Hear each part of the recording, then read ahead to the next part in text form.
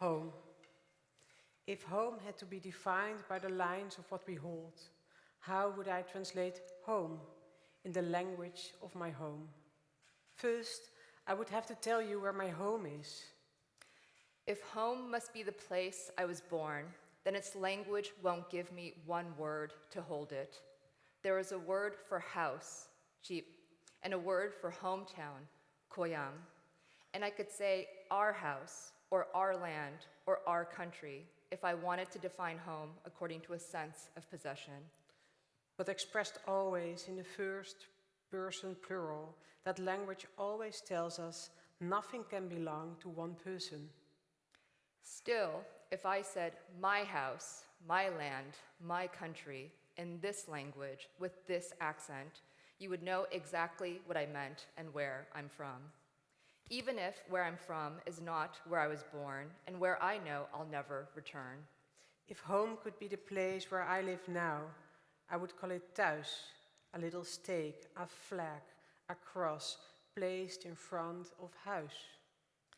But if you asked me, waar mijn house is, wat mijn house is, can I shelter in a language that is not mine?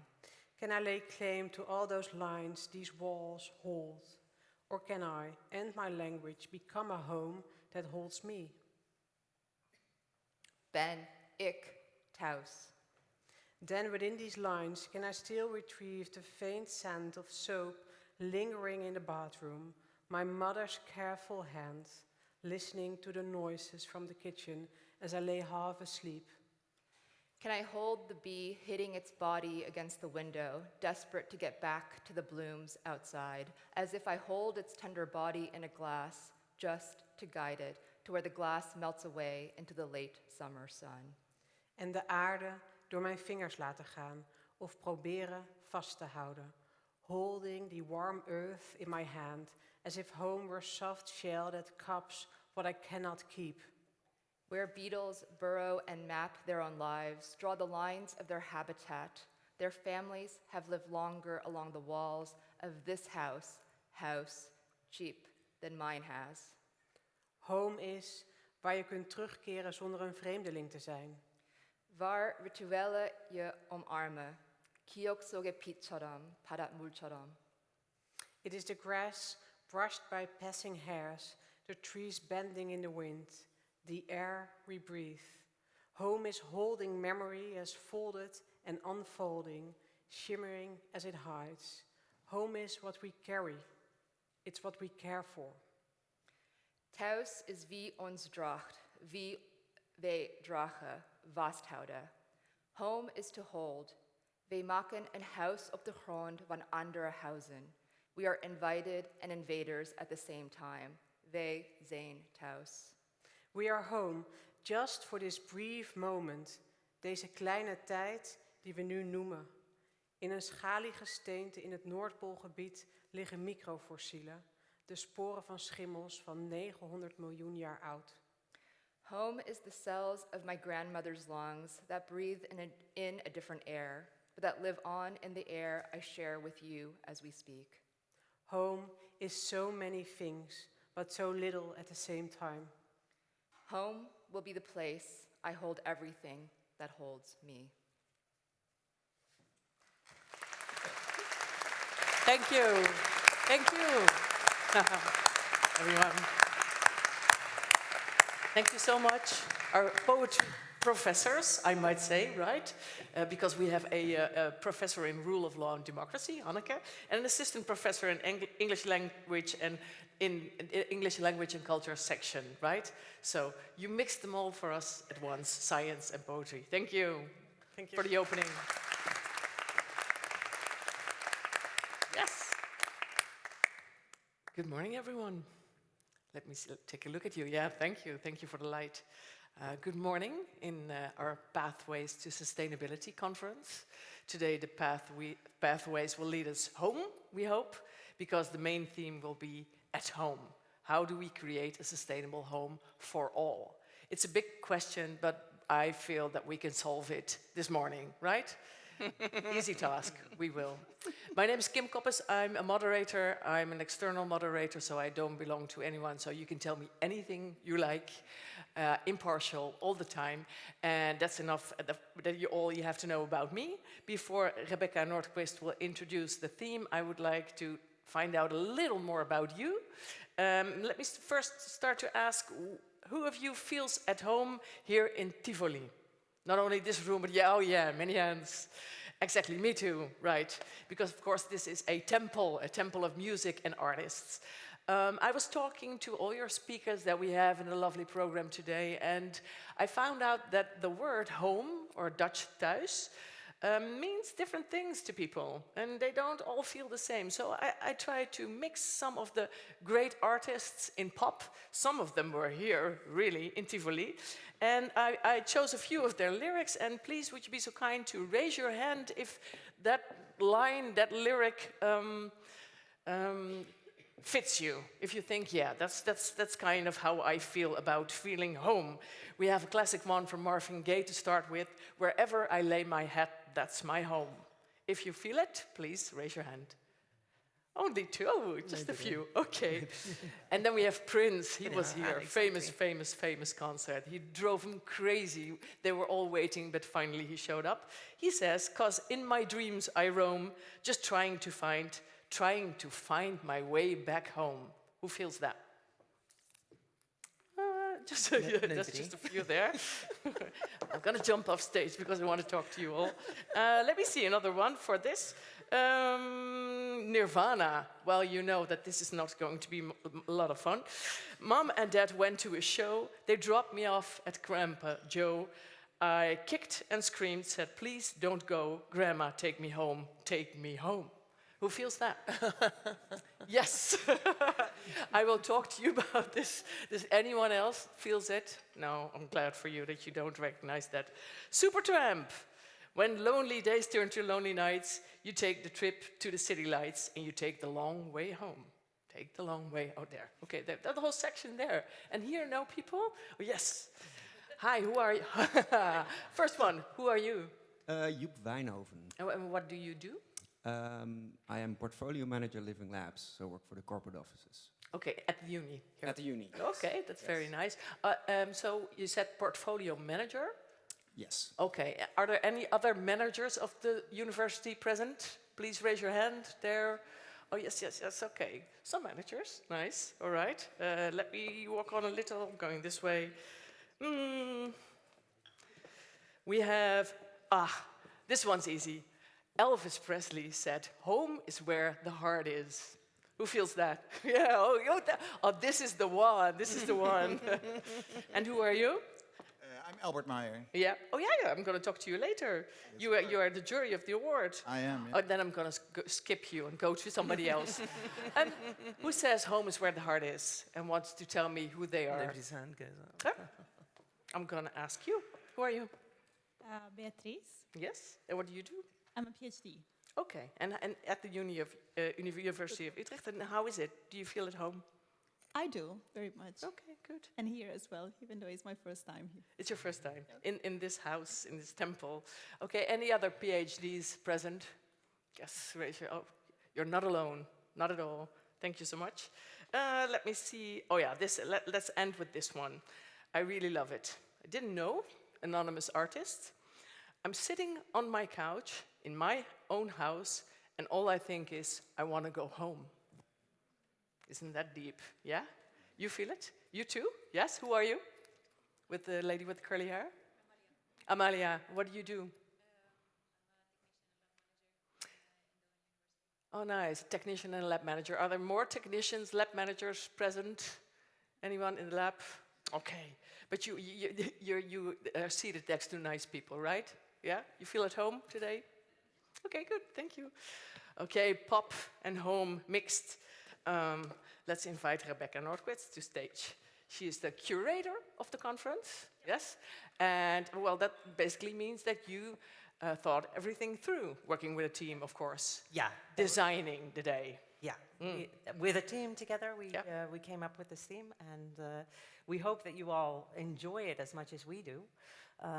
We put together the theme, and as we started out with the idea of home. Do you want to go on stage to just? Sure. Sure. Okay. Okay. A round of applause, Rebecca Nordquist. Yeah.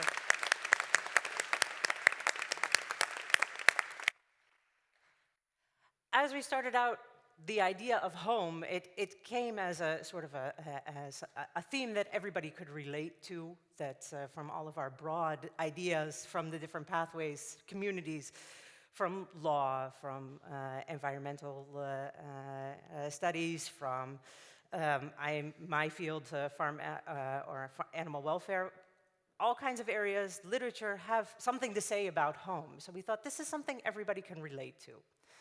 But very quickly, after we started putting together this idea, the questions came, and the question marks, which is why our theme is at home with a question mark. So what does it mean to someone at home, the idea of at home, if you've had to move because of climate change? What does it mean to someone at home if you can't find a home in the housing crisis that we have now?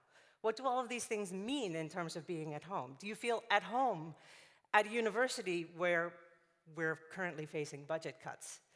What does it mean to someone like me who wasn't born in the Netherlands but have lived here for a long time, still can't vote, but feeling a little less at home in some of the more recent political changes? So what do all of these things mean, and how do we move towards a sustainable home for everyone, where there's space for everyone? So I would encourage you all today to think about these questions and talk with each other about what does it mean to be at home, and how can we help each other feel at home, moving towards more sustainable homes. Yeah. So, thank you. Then the red sign. Yeah.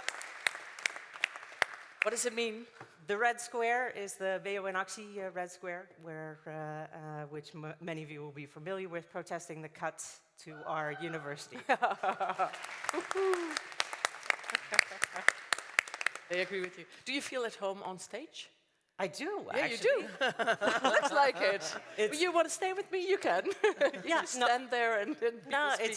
it's wonderful to look out and see so many people that many of you I know, and many of you are I don't know, but seem to be all interested in the Pathways to Sustainability community. Yeah, and it's a warm at home feeling. And speaking about at home, you also have live stream viewers. So welcome, welcome. We don't know which one. Hi. Welcome from maybe your home.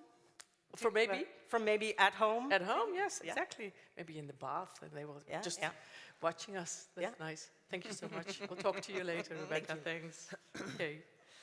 So, everyone, there'll be some speakers here, of course, this morning. And I asked all the speakers one important question, and it is, where in the world do you feel most at home? And our first speaker had the best answer ever. She said, in my pajamas. In her pajamas, everywhere. She travels a lot. Carolyn still is traveling the world talking about her work. But she said, in my pajamas. And the best place to be in her pajamas is in her apartment in central London. And then she looks at the rooftops and at the trees of Regent Park. And then she feels very safe, very at home. An architect by origin and the author of Hungry City and Seatopia. She made that word up, but she will probably explain us. And she's going to dig deep into the question. Ladies and gentlemen, Carolyn Steele. Yeah. No pajamas today, but... Thank you so much. Yeah, go ahead. It's a great pleasure to be here in this beautiful space with you all. And I have an incredibly short time to talk about what I think is an amazingly important and interesting subject through the lens of food.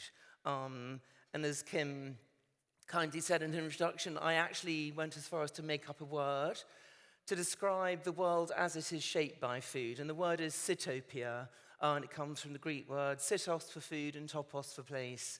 And I'll explain later why I went Greek with this word. I'm looking for, oh, there's my clock. That's the sort of the countdown of doom over there. Good.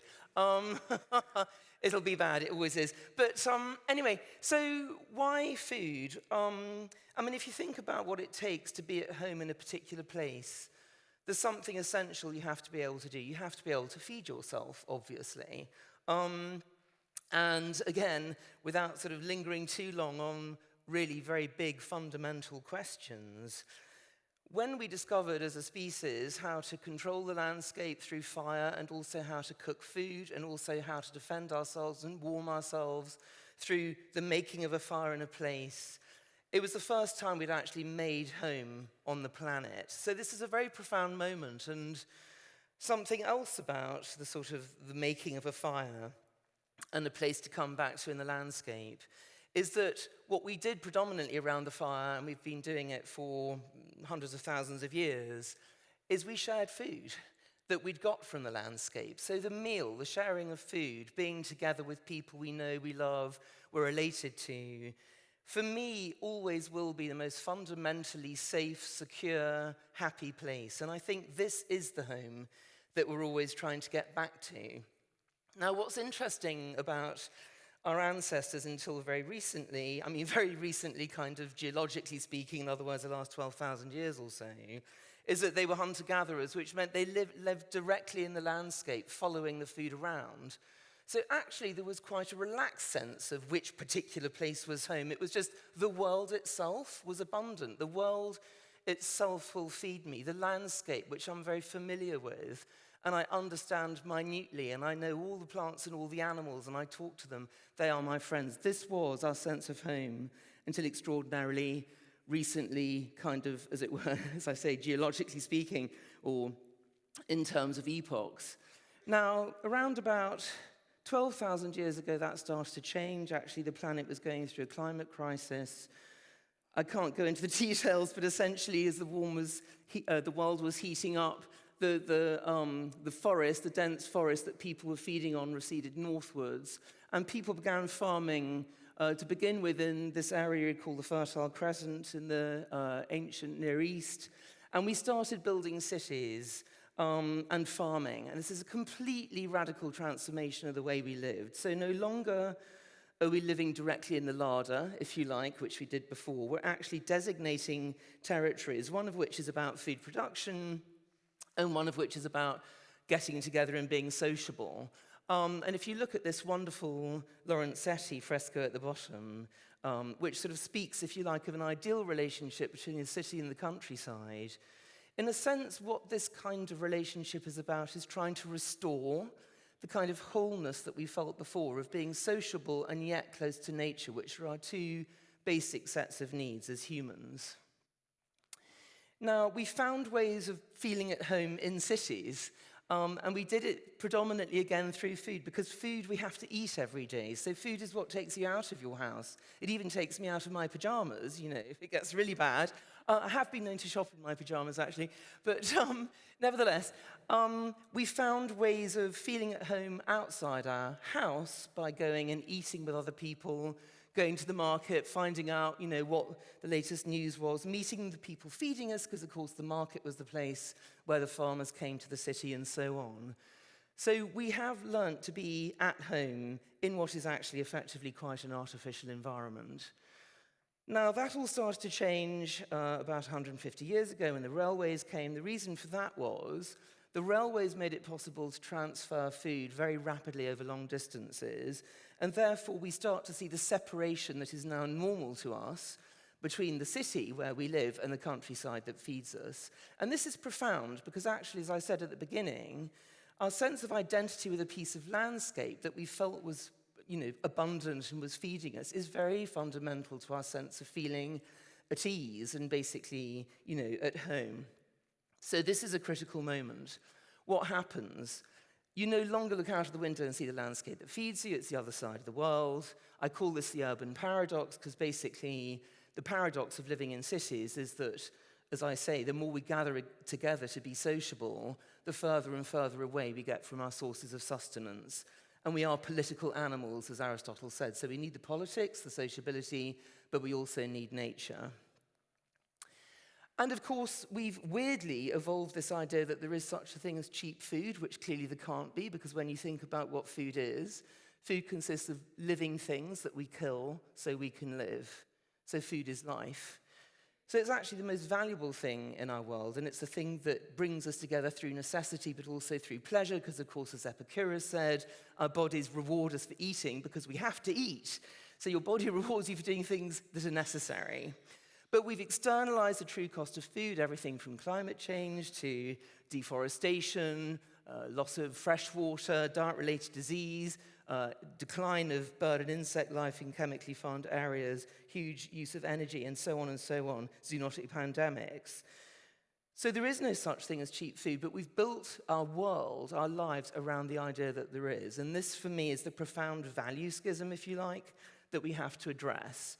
It's going global, because actually politicians have stopped being in control of food, and now it's the food companies who control it.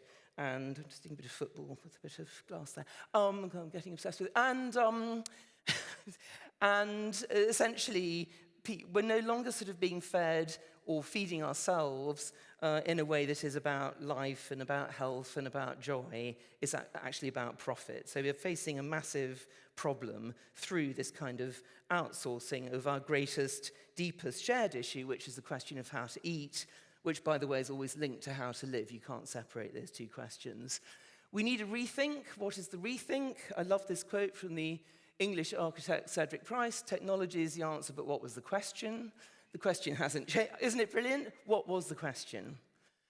Well, we've tried over, as I say, the last tens of thousands of years to invent better ways of living. We've gone from being around the fire to farming, to the use of fossil fuels, to maybe making food in a lab, living in the larder to farming, to living in cities, to trying to invent some sort of future new landscape we might survive in. High levels of individual skill, a crafts-based life, a life basically staring at a screen, and of course, you know, the robots are coming kind of thing. So the massive question of what are we going to actually do in the future? You know, what is a good life is the essential question that we're still trying to ask. And of course, that hasn't changed. So it's very interesting that the utopian question, so if you think of what utopia is our greatest tradition of thinking about what a good life is, what a good society is, how you make yourself at home, how you share nicely, how you balance your life with nature. And the Greeks asked that question. Thomas More asked that question when Henry VIII was getting a bit above his station in London. Ebenezer Howard asked that question with a garden city. And what all of these utopian ideas have in common is trying to get back to that old model of the city. I call it the fried egg model of urbanity, where the yolk of the egg is the city and the white of the egg is the countryside feeding it, which was basically the original blueprint for cities. Now, the problem with utopia is that it's a joke word. The U can either come from the Greek word for good or the Greek word for no. So it's an ideal place, but it can't exist. And I remember finding this quite depressing when I discovered this, because I thought we desperately need a way of thinking in a multidisciplinary way about how we should live, but our greatest tradition basically aims at an ideal place that is nowhere. And this is when I had the idea of, oh, maybe we can use food to ask all of these questions. You know, how should we live? How should we share? How do we balance our lives with nature? Food is at the heart of all of those questions. Hence, that's why I went Greek with the word Zootopia. We live in a world shaped by food. Our minds, our brains, our bodies, our cities, our landscapes, our politics, our geography, our economics, our climate, everything is shaped by food. So it's a brilliant lens through which to see the world. Basically, food is a flow. It's going through. This is obviously a very crude drawing I did at 2 a.m, think I'll do a proper one later, and that was 20 years ago. So anyway, that's just a kind of side issue about life. You know, from the landscape, the farmed landscape, to some kind of distribution center, the market, the kitchen, the table, where all of us at least see it once, and through the cycle again and again. But of course, it's much more complex than that, because every stage of that journey affects and is affected by every other stage. So basically, it's culture, it's life, it's society that we're really dealing with when we talk about food. The question is, which one of those stages do we, how of every one of those stages do we actually choose to produce the food, transport the food, share the food, cook the food, whatever it is? And we have multiple choices Do we, for example, top left feed animals on grain, which could be eating ourselves and makes them sick anyway, or do we coexist with them and let them eat grass, which is what they evolved to do, and so on? Do we socialize through food? Do we take time for food? 1 in 5 meals in the US before COVID was being eaten in a car.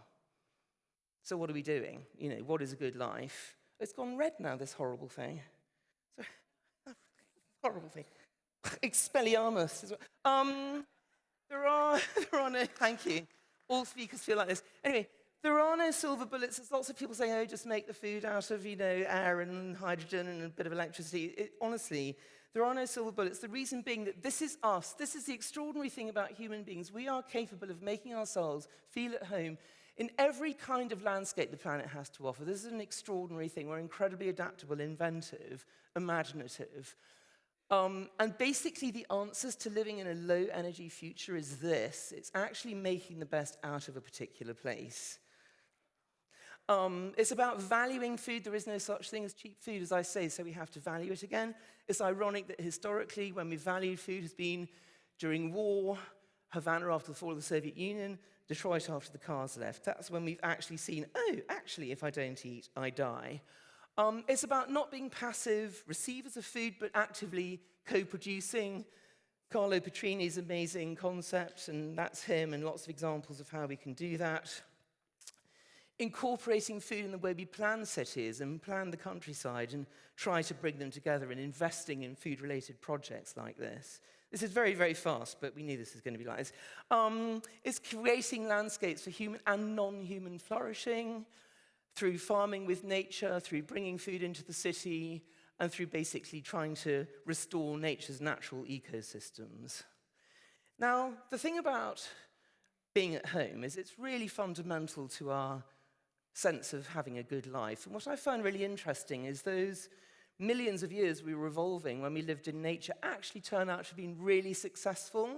So indigenous people and hunter-gatherers have a strong sense of community, amazing health, closeness to nature, lots of collaboration, self-reliance, sense of meaning, sense of place, of agency, of dwelling in time. Benjamin Franklin said time is money, one of the most destructive things anyone's ever said, because time is not money, time is life. Now the point is we can still have those things. Through food and in other ways, we can restore community, good health, nature, skill, collaboration, and so on. It's just not what we're trying to do. Now, this is the proposal of Sitopia, is that in your bowl of food, your muesli, your soup, whatever it is the universe. And that might sound poetic, but it's actually true. It's literally true. We are made of food. And so if we value food and put it at the center of our thinking, we can actually change the world. We can create a good Sitopia, which is remarkably good, close to utopia. So if you think about how we evolve as humans, how we learn to be civilized, it's around the table, it's sharing food, it's being fed by our parents, it's being shown love, and maybe kind of, showing a bit of gratitude back if you're lucky, learning to talk, learning to converse. Of course, most of us don't produce our own food, we buy it from a market. That's the original engine of the economy. The market sits in the city sits in the countryside. That, if you like, is the kind of economic and geographical engine of all of our lives. And of course, that's all within nature, and all of that is on a big rock flying through space and spinning, which gives us seasons and day and night and so on. So food reflects all of that. And it's life, and it's us, and it's community, and it's identity, and it's well-being, and it's a sense of security and joy and celebration and sharing and being in tune with the planet. Because, of course, ultimately the planet, sorry, Elon, but, the planet is our friend and our home, and it's not Mars. So this is the basic idea of Sitopia. Food shapes the world. We all have to eat every day. We're rewarded for eating every day by our bodies, and it's how we feel most at home. So if we value food and put it at the center of our thinking and our planning, then we can create a really good Sitopia, which is incredibly close to utopia. Thank you very much. Aaron Steele. Yeah.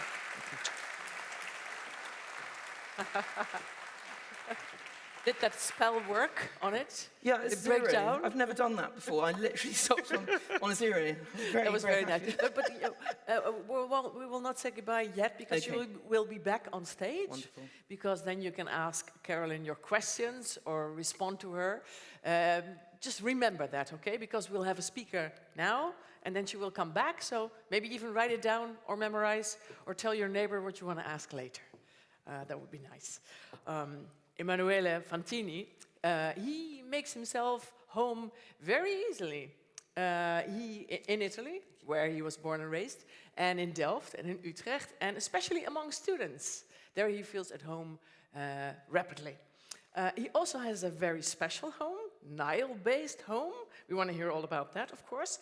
And at the University of Utrecht, he teaches the Master Cultural Anthropology and Sustainable Citizenship.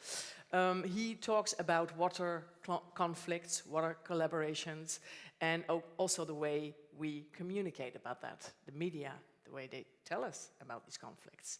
We're very interesting to hear the water perspective on the home theme. Emanuele Fantini.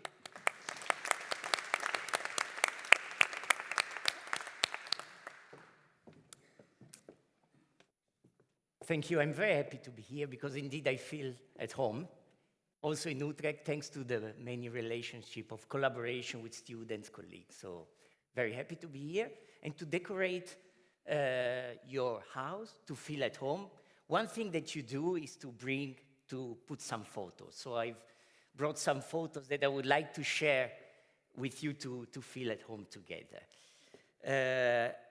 Yeah, I also feel at home in the Nile basin, along the Nile River, the longest river in the world. Some claim the oldest river in the world.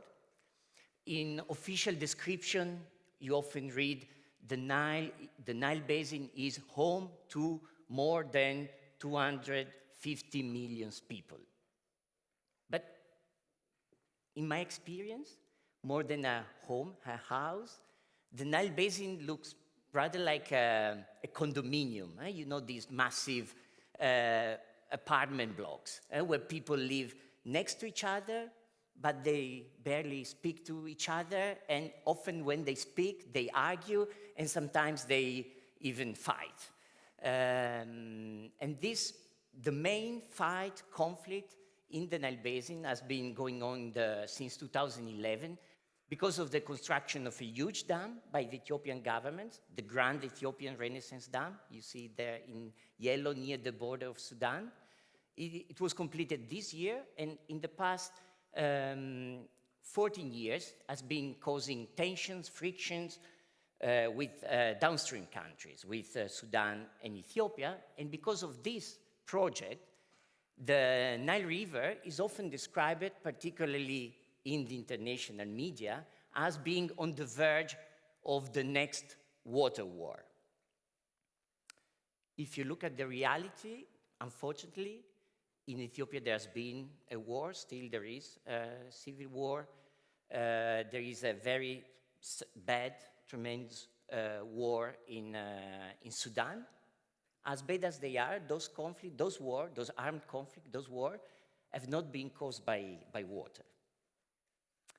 But still, when we read, we think about the Nile, we mostly think about it as a source of conflict rather than as an opportunity or a space for cooperation, collaboration. So our question has been in the past 7 years, how can we transform the way we communicate about the Nile River, its water, to transform the conflict, to transform the problem? And when I say we, our question is the question we have been asking together with an amazing group of journalists, photographers, researchers from different disciplines and from different countries in the Nile Basin. So I'm standing here in front of you, alone, as an individual, but this is, what I'm sharing is a collective endeavor, a collective project. It's also important to acknowledge that I don't speak for them. I don't speak on their behalf. I don't represent them. But rather, what I would like to do today with you is to share what I learned by corresponding with them, in the literal sense of corresponding,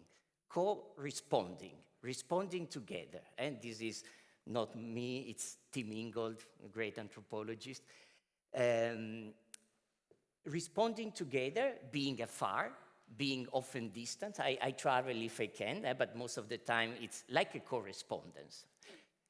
Trying to answer together this question.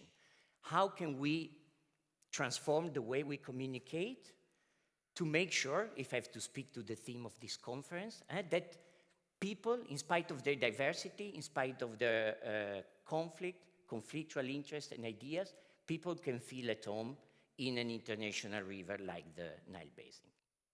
So what did I learn through this correspondence? The first thing I've learned is that this type of transformation, most of the time, takes place at the margins. The geographical margins of the basin, but also the political margins. At the margins of mainstream debates, official, national interest, at the margins, because that's where the journalists I've been working with, I'm working with, the photographers, the researchers can find a safe space to critically and creatively express themselves, particularly on sensitive issues that often are labeled as national security, national interest, like waters, like dam, in countries like Egypt, Ethiopia, and Sudan. This is an example of a margin. Everyday Nile was an invitation to photographers, photojournalists from different Nile Basin countries to repicture the river. We didn't have neither the ambition nor the means to transform official mainstream narratives.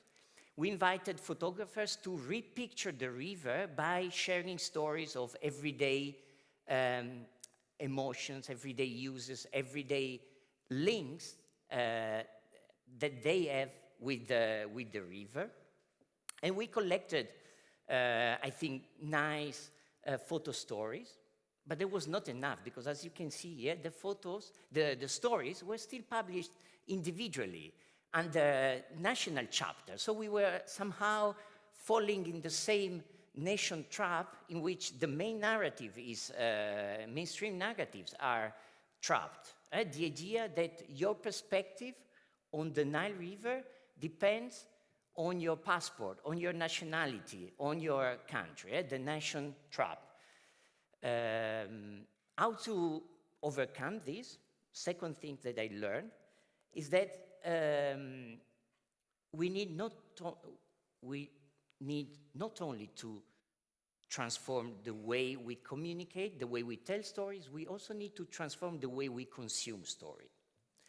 Most of the time, this is done individually, through the screens of our devices, in our bubbles, and these reinforce our perspective, but also make us thinking, especially in this era of algorithms that dictate our timelines. It makes us thinking that our perspective is the only one in town or in the basin. And this is dangerous, particularly in a context like a shared river like the Nile Basin, the Nile. An eye-opener was this, the first regional exhibition that we organized in Cairo. You can see it here. It was 2012, after a year of working isolated in lockdown in our houses, online.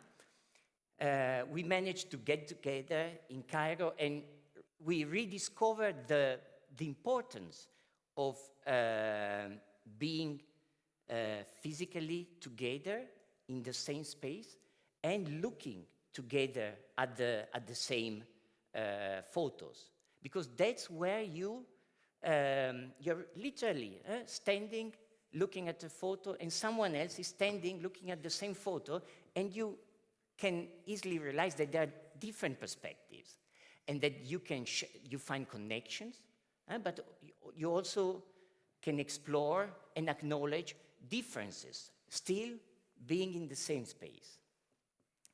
And that's what we discovered. For instance, I will now show you 3 photos taken by 3 different photographers of everyday Nile. They were not aware of the work, of each other's work. They were working simultaneously in different countries. They took 3 pictures that are very similar, but in terms of framing, but also with remarkable differences. The first one, this is the first photo by Miriam Watsemba, an Ugandan photographer. We are on the shores of Lake Victoria, near the sources of the White Nile in Jinja. You can see a nurse standing on a boat where the clinic where she used to work used to be located. And now the clinic has been submerged by the rising waters of the lake, a phenomenon that local people attribute to climate change. You see water, a blue water, reflecting a clear sky with some white clouds.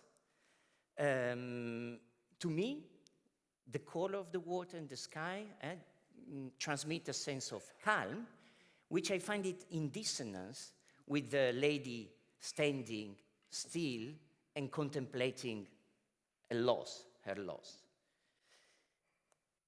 Another boat on the Baro River in Ethiopia. It's a tributary of the main Nile River flowing from Ethiopia to South Sudan. This photo was taken by Magda Tadesse in the aftermath of a flood. There is a fisherman paddling on a river among muddy waters, brownish water that reflect a gray, troubled sky.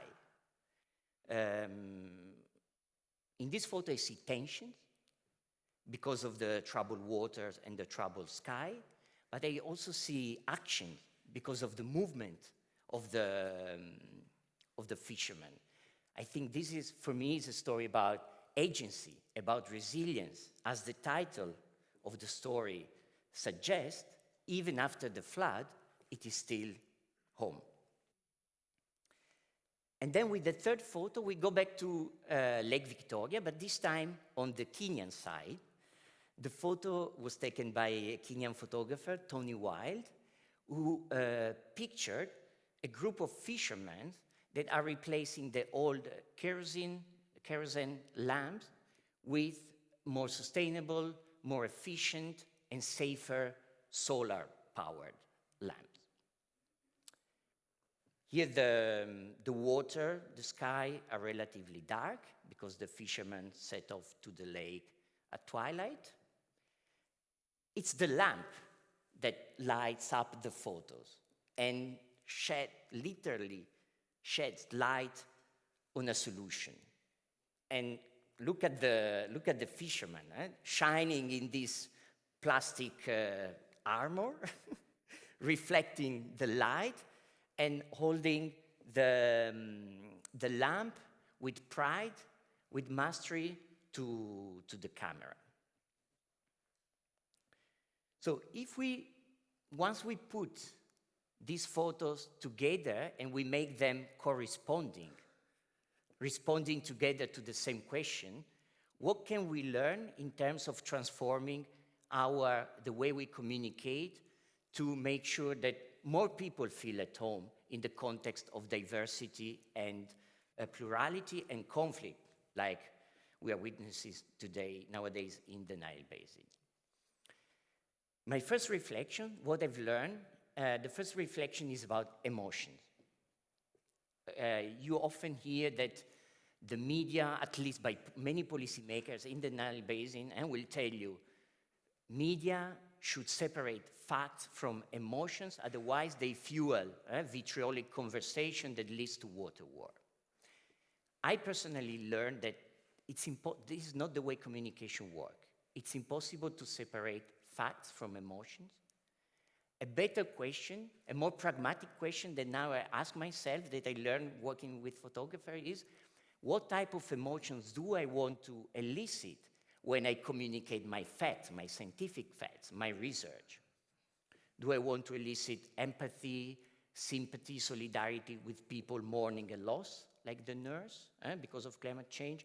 Do I want to instill some fears, but also push to actions like the fisherman after the flood? Or is my story, my research about faith and optimism in technological solutions like the farmer with the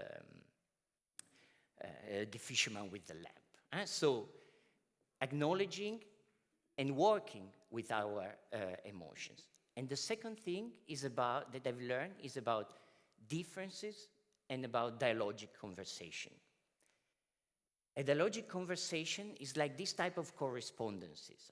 Each story, I mean, we can compare, combine, and connect stories, but each story remains a story in itself that intersect other stories, other photos, and then continues, perhaps changed. This is the type of dialogic conversation that I think we should promote to work and to feel together at home in diversity, in a diverse context like the Nile River. So working at the margins, critically and creatively, finding spaces to consume our stories together, acknowledging and working with our emotions to engage in dialogic conversations. Those are the things that we are trying to do. This is the way we are trying to transform the way we communicate, to create a community that can think of the river as a common not in the sense of a resource that we own, it's my river, it's my dam, but in the sense of a place that we belong to, or if you prefer, as in the sense of a river that we can call home. So thank you very much. Yes. Carolyn, you join? Thank you, Emanuele. Carolyn Steele will join you on stage, and then it's time for all of you to ask your questions. I have one already there. I will be there with the microphone. We also have assistants with the catch box. Maybe a small demonstration of the catch box. Give me a second. Maybe you can throw it to me. I think we're not going to use it. How are you?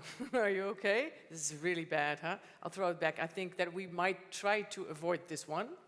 Okay, well, what you do if you have a catch box, you catch it and you make sure that the black circle is at your mouth and you have to speak in there. Maybe one of the other ones will not damage your hearing. I'm so very sorry about that. All right, I'm going there because there's somebody who wants to say, yeah, okay, maybe you can throw them. Yeah. Thank you so much. Yes. I follow your work from the Delft Institute for some time. Who I'm are Mexican. you? Can you please tell me your name? Yeah, my name is Mateo Arellano. I'm Mexican, and I'm a blogger, and I talk about water issues across the world. And now one thing that I'm concerned about is the Rio Grande and Rio Bravo basin, which is the United States and Mexico border they share. Mm-hmm. How would you extrapolate the learnings from the Nile basin to other contexts, like, for example, the North American basin in the Rio Grande and Rio Bravo dispute when there's such a large economic differences across countries, and also, like, what's the role of an upstream country versus the downstream country, and in that they play in negotiations on those kind of resolutions. Okay. Thank you so much. Good one. What's to learn from the Nile and the upward and downward streaming? Yeah. Thanks for such an important and big question for which I'm afraid I don't have the full answer, also because I'm not very familiar with the context. Again, what I've learned from and what we are trying to do with colleagues based along the Nile is to try to reverse the narrative. It's not about owning a river and sharing its water, but it's really rethinking how we all belong to the same river while acknowledging differences. And there are, as you say, in the Nile Basin are mostly, I would say, cultural and political and identity differences.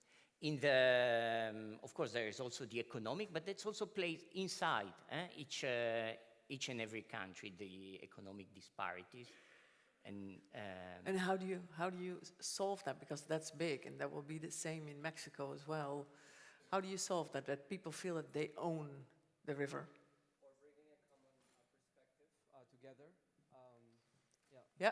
I think we should learn one development that I find very interesting and for me promising is the movement that is granting rights to the river. Yeah, And the river itself, you mean? I watched a very inspiring movie, which I think we were talking about yesterday evening. It's called I'm the River is Me. Yes. Which is about a river in New Zealand, which has been granted legal personhood. Yeah. And from that movie, canoeing down the river with indigenous leaders, and here you learn that you cannot separate the rights of the river with the rights of the people and the non-humans that are living on the river, because, and that's how we belong to the river. Yeah, we belong. Carolyn, do you think that humanity is ready for something like that, considering, yes, I'm the just rights of the wondering river? If it's me causing this horrible noise, so I'm just kind of, that's why I'm I think lacking on the Martijn's handling shrubbery. it. Maybe just, maybe you keep your distance. I mean, it's very interesting that we're seeing this wave of populism around the world. Yes. And it's basically because what was promised is not happening. You know, life's just going to get better and better. Your kids are going to live longer and longer. Everyone's going to have a lovely job, a lovely house. You know, it's just not happening. And the politicians who are prepared to lie and either say it's all their fault over there, or to just say, I could make it better because I've got orange skin and yellow hair and, I mean, you know. Well, it's, Who do you mean? Well, I can't think who that could possibly be. Actually, we've got our own kind of yellow-haired person who also lied to us. But anyway. Yeah, we know. But you know, I think people are desperate for a new vision, absolutely desperate. And I don't see politicians yet being prepared to say what we need is a new idea of a good life for the 21st century. So basically what they're still trying to flog is the old idea of the 20th century good life, which is based on endless consumption, the world is infinite, blah, blah, blah. Yes. And I mean, what I was trying to, 15 minutes is horrible, and that horrible thing. But Well, you know, you've said that now. Enough.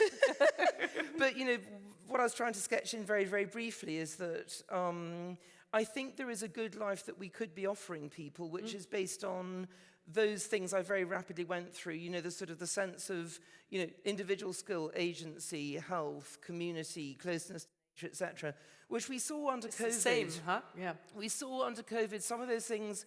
I mean, COVID was very interesting. Some of those things were denied to people that we desperately need, like each other, sociability, nature. But other things were also, you know, not to everybody, but they were restored, like time. Some people, including myself, got time back.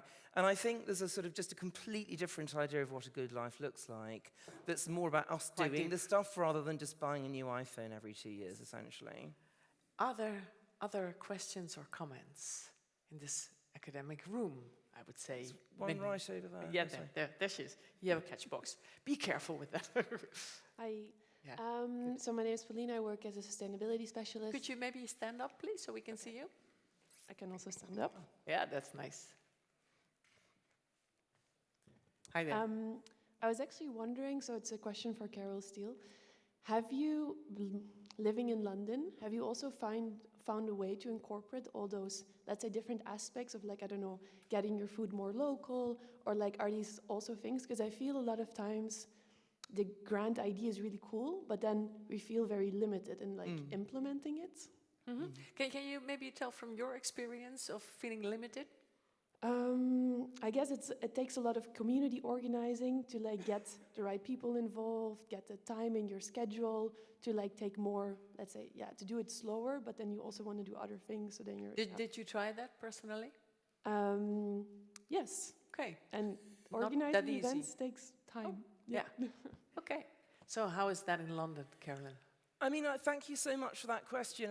And I think what a lot of people feel is that, you know, if they're going to make a better world, they have to do it themselves, you know, because exactly as you say, the dialogue's not really happening at political level yet, but it is happening at a kind of community level. So what I see in London is, I mean, and it's very notable that it's the most industrialized food nations, as I call it. So the UK, the Netherlands, I'm afraid, you know, the US, Yeah. where we just went down the kind of the pig shed and the kind of, you know, the tomato shed line and the GM and all the rest of it. That you see also the counter movement. You see people going, this just doesn't work for me. And so, for example, in America, you know, literally 50 years ago, the counter movement began that, you know, you could now say is the seeds of the modern food movement, which is basically saying, you know, that if we get together and do this, we can start to make it's like making an alternative system. So, you know, I have amazing examples. Maybe if you find me in one of the breaks, we can talk about it. But, you know, you also have amazing examples of where it succeeded a little faster. Yeah, because so she says it takes a lot of time. The Liège food belt, for example, is a really interesting. I mean, again, you know, I could have talked at length about very interesting examples. Sorry, that you know, are really, they're starting to make a difference. They're starting just about to reach that, shall we say, political level of the, you know, the city, etc. And in London as well, we have, you know, there was 2012 growing spaces for the Olympics and stuff. I mean, it's not really addressing the major problem. But things like a sugar tax are starting to do it. So we also had that in the UK. Is that happening in the UK? Which was extraordinary for the government because basically the government's terrified of food because nobody likes being told how to eat. So, you know, stuff is happening, but it's patchwork. I'm waiting for, I think things are going to get bad enough quite soon that even politicians are going to see it's going to be a good idea to sort of get re-involved. You're optimistic. Oh, I am optimistic. You have to be, otherwise why bother? Yeah, it's true. and you didn't want to insult people with yellow hair generally, right? Yeah, I know. If anyone feels we need to insulted. definitely deal with them. Anyone else with a question or maybe a remark? Yes, there. No. Wait, who's faster? Yeah, go. It's good. With the catch box. Okay. Can people hear me? Nope. No. Take mine. There you go. Yes, this works. No, that's okay, thank you. Yeah. So both, thank you very much. I'm Rudy. I'm a research master student in gender studies.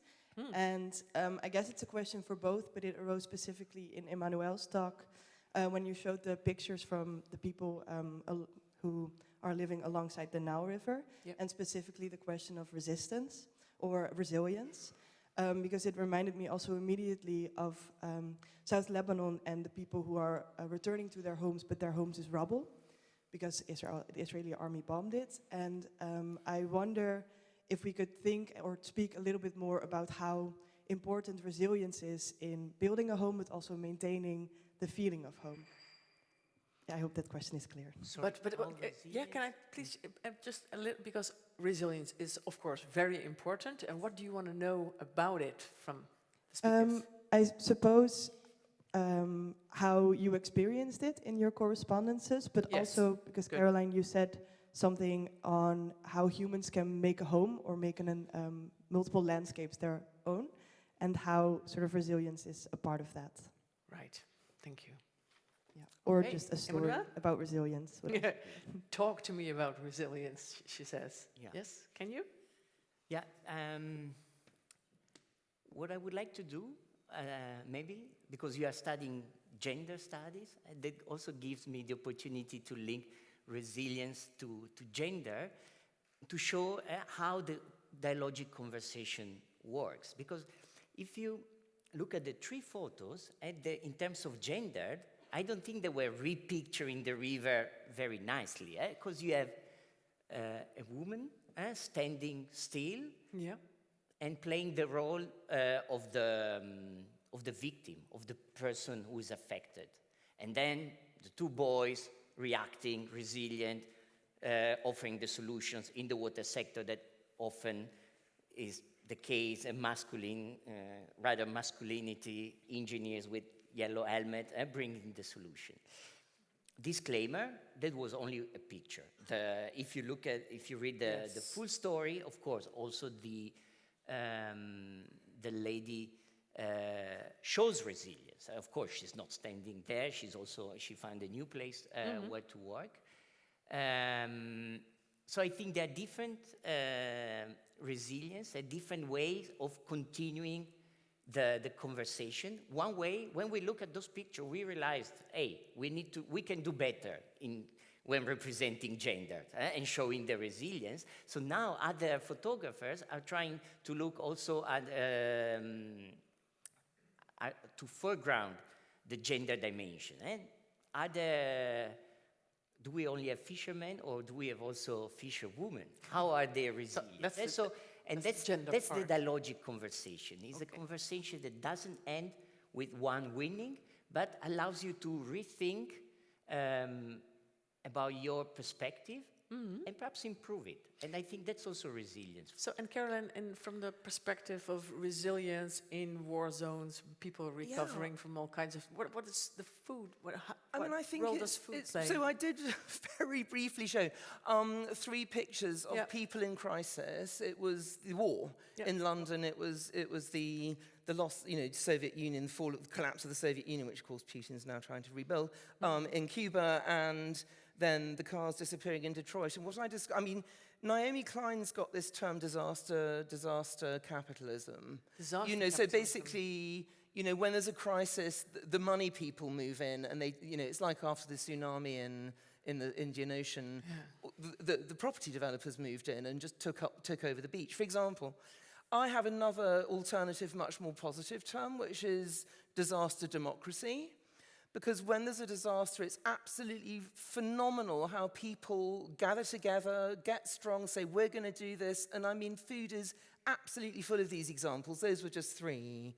But I'm sure it's going to happen. It's very moving watching the people coming back to Lebanon, as you say, and they're going, well, my home is rubble, but this is still my home, and I'm going to rebuild. And they're sort of, forgetting the politics, the sense of you can never forget politics, of course, but beneath all of the politics is what people really feel. And we are, unfortunately, as a species, at our best in a crisis.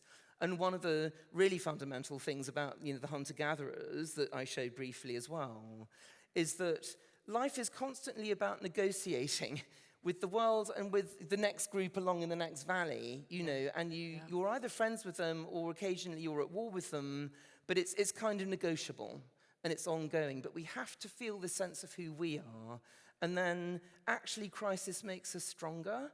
It makes us remember our real values rather than, there's a very interesting book called basically The Joyless Economy by Tibor Skitovsky, written in the 1970s, but it was about how people in America were just being given too much material stuff and they were forgetting how to actually experience joy. I think it's really interesting. So COVID showed us this as well. My neighbors brought me courgette bread around. They'd never done that in their lives before or since. But, that sense of community actually happened during COVID. So thanks. Thank you so much. Thank you so much for that question. Rebecca Nordquist, she will join you on stage. She used to have the microphone to reflect a little on what you just told us. Yeah, go ahead. You can start. Yeah. I think we're okay. Well, many thanks to both of you. I'm looking at all these conversations that we have this morning. It's already been a thought-provoking morning for me, and also thinking about some of the questions.